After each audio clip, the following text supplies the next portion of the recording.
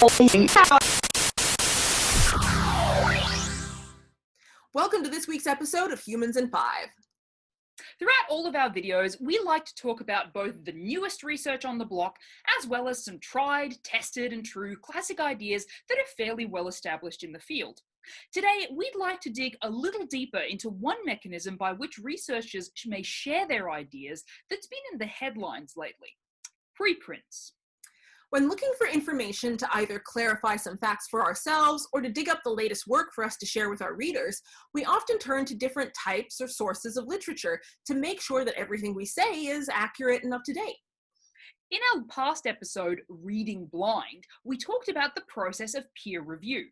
This occurs when researchers send in their new work to a journal, and then the editor of that journal circulates the paper around to experts in the field. They evaluate the paper, how it's written, and on the basis of what it contributes to the broader topic at hand.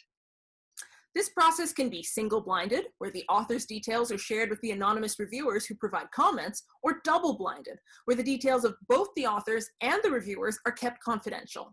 There are pros and cons to both methods, but ultimately this process is designed for researchers to get comments on their work before it goes into a journal and published for the world to see.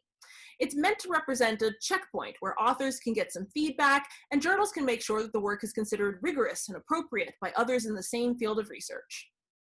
While this represents the most common way that papers are circulated in research, it's not the only way that researchers can get their work out to be viewed by the community.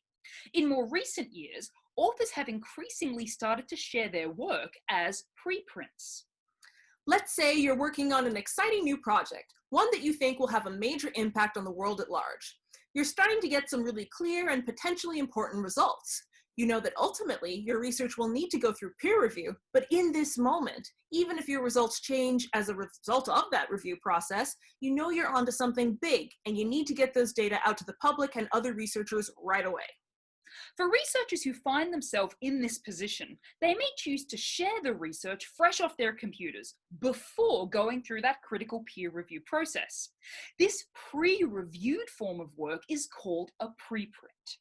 There are a range of online repositories where people may share research at this stage, particularly in scenarios where the work is considered groundbreaking and worth distributing before it even hits the hypothetical presses. In the current COVID research framework, more and more researchers are turning to this preprint process to release as up-to-date information as possible about the novel pathogen involved, as well as regarding potential treatments for COVID-19.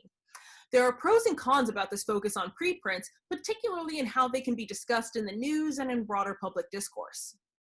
On the plus side, new information is critical as we grapple with our new COVID reality, so it's understandable that researchers would like to share information ASAP. On the other hand, sometimes the results of these preprint papers may not ultimately stand up to a closer, more critical review once they enter the peer review process. It's not to say that all preprints are problematic, but it's worth looking at these burgeoning papers with a critical eye until they can be looked over more closely by others who have a trained eye at identifying potential research issues. So if you find yourself hearing a lot about a preprint here or a preprint there, take a second to think a little bit about the nuances of this format before digging into it further. It may stand the test of time, or it may not. Thanks for watching, and we'll see you next time on Humans in 5. And don't forget to subscribe!